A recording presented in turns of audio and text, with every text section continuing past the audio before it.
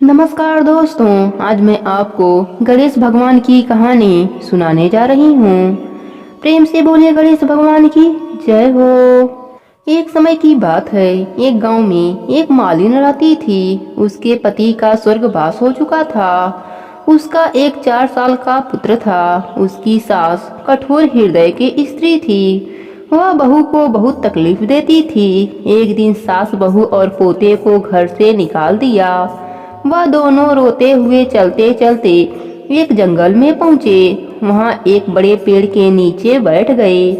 वहां से थोड़ी दूर पर एक गणेश जी का मंदिर था। वहां बहुत लोग गणेश भगवान के दर्शन करने आते थे। दर्शन करके गणेश भगवान को प्रसाद चढ़ाते थे। फिर वह प्रसाद सबको बांट देते थे। इस प्रसाद से माँ बेटे का गुजारा होने लगा। दोनों माँ बेटे गणेश भगवान के पूजा पाठ में लग गए। एक दिन उन्होंने सोचा, क्यों ना हम भी जंगल से फूल लाकर बेचें। वह रोज जंगल से फूल लाकर उसकी माला बनाकर बेचने लगे। साथ में पूजा की सामग्री और प्रसाद भी बेचने लगे। इससे उनको आमदनी होने लगी। गणेश भगवान की कृपा से आमदनी बढ़ने लगी। जल्दी ही उन्होंने एक मकान और एक दुकान बना लिया।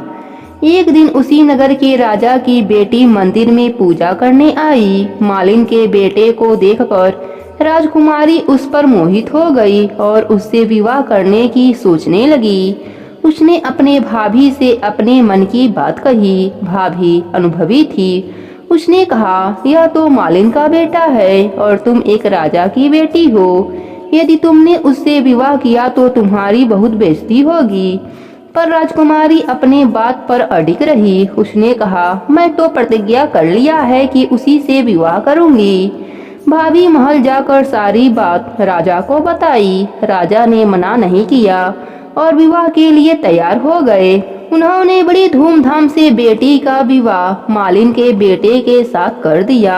मालिन ने सबसे पहले बेटे बहू को गणेश भगवान के मंदिर में ले जाकर पूजा पाठ करवाया और गणेश भगवान का आशीर्वाद दिलवाया।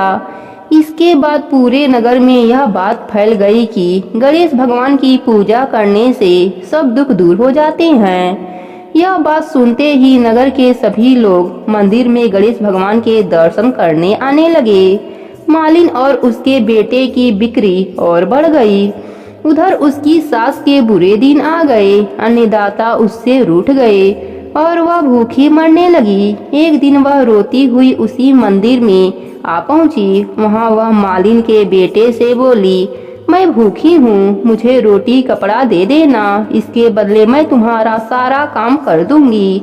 लड़की को दया आ गई और वह उसे काम पर रख लिया। उसने अपने दादी को नहीं पहचाना। जब मालिन घर आई तो उसने सास को पहचान लिया।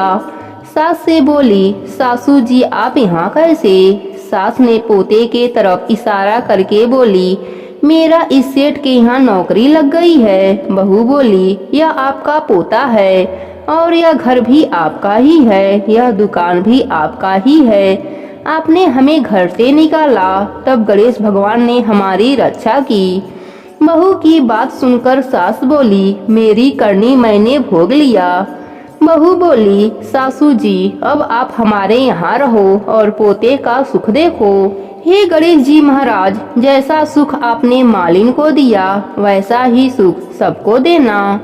प्रेम से बोलिए गणेश भगवान की जय हो। एक गांव में एक बुढ़िया माई रहती थी। उनके घर में उनकी एकलौती बहू शांति भी उनके साथ रहती थी, जो कि बहुत ही चालाक थी। शांति का पति सुरेश दूसरे गांव में काम करता था और कभी कभी घर आता था। बुढ़िया माई गणेश जी की दिन रात पूजा किया करती थी। शांति अपने सास को पसंद नहीं करती। एक दिन बुढ़िया माई गणेश जी की पूजा कर रही थी। तभी शांति ने कहा, माँ जी आप सारा दिन बैठी बैठी पूजा पाठ करती हैं, घर में कभी साफ सफाई भी कर लिया कीजिए। इतना बड़ा घर है, मैं कैसे सारे घर की सफाई अकेले करूं? बुढ़िया माई ने कहा, बहू मेरी आंखों से कम दिखाई देता है, इसलिए मैं कोई काम नहीं कर पाती। उसकी बात सुनकर शांति को गुस्सा आ जाता है। वह वहाँ से चली जाती है। शांति को पता था कि उसकी सास ठीक से देख नहीं पाती, इसलिए वह अपने लिए पकवान बनाकर सास को सूखी रोटी दे देती थी। एक दिन बुढ़िया माई ने कहा, बहू यह रोटी खाई नहीं जाती, इसके साथ थोड़ा सा दाल भी दे दे। शांति ने कहा, माँ जी 2 महीने से आपके बेटे ने एक भी पैसा नहीं भेजा, दाल कहाँ से आएगा। यह सुनकर बुढ़िया माई को बेटे की चिंता होने लगी। उसने कहा, तुमने पहले क्यों नहीं बताया, पता नहीं मेरा बेटा किस हाल में होगा, कहीं किसी परेशानी में ना हो, मैं तो कम देख पाती हूँ, तू दूसरे गांव जाकर देख कर आ। तब शांति ने बहाना बनाते हुए कहा, मैं आपको और घर को अकेला छोड़कर कैसे जा सकती हूँ, उन्हें पता लगा तो वह मुझे बुरा भला सुना देंगे। इसी तरह कुछ दिन और बीत गए। सुरेश हमेशा समय पर पैसा भेज देता, लेकिन शांति बुढ़िया माई से कहती, ना तो पैसे आए ना ही उनकी कोई खबर आई। बुढ़िया माई एक दिन उदास होकर बैठी थी। शांति घर पर नहीं थी। तभी उसकी एक पड़ोसन आई। उसने कहा, माँ जी आप कुछ परेशान दिखाई दे रही हैं। बुढ़िया माई ने उन्हें सारी बात बताई।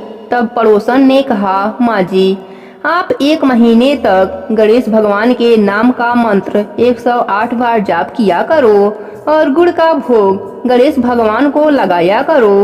अगर बिना नियम टूटे आपने यह कार्य 1 महीने तक कर लिया तो आपका बेटा घर आ जाएगा। बुढ़िया माई ने कहा, लेकिन गुड़ कहाँ से लाऊंगी, मेरे पास तो पैसे भी नहीं है। तब पड़ोसन ने अपने घर से गुड़ की 2 ढेली बुढ़िया माई को लाकर दे दी। इस प्रकार बुढ़िया माई ने अगले दिन से माला का जाप करना शुरू कर दिया। सुबह पूजा करने के बाद बुढ़िया माई माला लेकर बैठ जाती और गणेश भगवान के नाम का जप शुरू कर देती। कुछ दिन बाद गणेश भगवान की कृपा से सुरेश का काम बढ़ गया और वह ज्यादा पैसा भेजने लगा, लेकिन शांति ने अपने सास को कुछ नहीं बताया। बुढ़िया माई हर दिन 108 बार गणेश भगवान के नाम का जप करती रही। कुछ दिन बाद शांति को पता चला कि उसकी सास बेटे को घर आने के लिए माला का जाप कर रही है। अब उसे डर सताने लगा। शांति ने सोचा, यदि मेरी सास के जाप पूरे हो गए और मेरा पति वापस आ गया तो मेरी सास उसे सारी बात बता देगी, और यदि मेरे पति को सब पता लग गया तो वह मुझे घर से निकाल देगा। इसी सब से बचने के लिए उसने एक उपाय सोचा।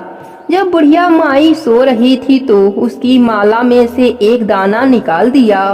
अब माला में 107 मोती रह गए। अगले दिन बुढ़िया माई ने रोज की तरह जप किया, लेकिन उसे पता नहीं चला। इसी तरह बुढ़िया माई के 1 महीने पूरे हो गए, लेकिन उसका बेटा घर नहीं आया। अगले दिन उसने गणेश भगवान की पूजा की और उनसे कहा, हे प्रभु, मुझसे क्या भूल हो गई जो आप प्रसन्न नहीं हो रहे हैं। मेरे बेटे को घर भेज दीजिए, कुछ नहीं चाहिए मुझे।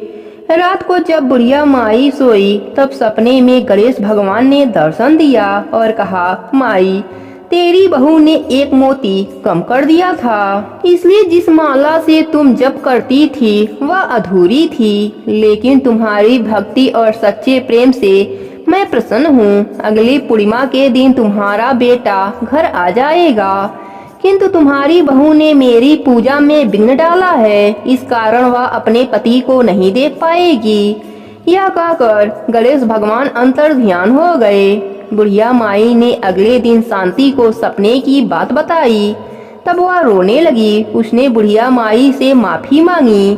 जैसे जैसे पूर्णिमा का दिन पास आ रहा था, शांति की आंखों की रोशनी कम होती जा रही थी। पूर्णिमा से 1 दिन पहले रात में वह बिल्कुल अंधी हो गई। अगले दिन जैसे ही सुबह हुई, सुरेश घर पर आ गया। बुढ़िया माई उसे देखकर रोने लगी। रमेश ने जब अंधी शांति को देखा तब उसने शांति से पूछा। शांति ने कहा, यह मेरे कर्मों का फल है। गणेश जी मुझसे रुष्ट हो गए हैं। यह कहकर उसने सारी बात सुरेश को बताई। सुरेश को बहुत गुस्सा आया। उसने कहा, तेरे साथ ठीक ही हुआ है। मेरे माँ को कम दिखाई देती थी, इसलिए तुमने इसके साथ धोखा किया। अब इस घर से निकल जा। तब बुढ़िया माई ने कहा, बेटा, इसे तो गणेश भगवान ने दंड दे दिया है। मैं जानती हूँ यदि आंखों से ना दिखे तो इंसान कितना लाचार हो जाता है। तू इसे यहीं रहने दे। शांति ने रोते हुए दोनों से माफी मांगी। तब बुढ़िया माई ने कहा, अब तुम गणेश भगवान के मंत्र का 1 महीने तक पाठ करो। यदि गणेश भगवान प्रसन्न हो गए तो तुम्हें ठीक कर देंगे। शांति रोज पूजा पाठ करती और 108 मंत्रों का जप करती रही। 1 महीने बाद उसकी आंखों की रोशनी वापस आने लगी। इस प्रकार गणेश भगवान जी 1 महीने से पूजा से प्रसन्न होकर मन इच्छित फल देते हैं। हे गणेश भगवान, जैसे आपने बुढ़िया माई के पूजा से प्रसन्न हुए, वैसे ही अपने सभी भक्तों पर अपनी कृपा बनाए रखना। कहानी अधूरी हो तो पूरी करना, पूरी हो तो मान रखना। प्रेम से बोले गणेश भगवान की जय हो।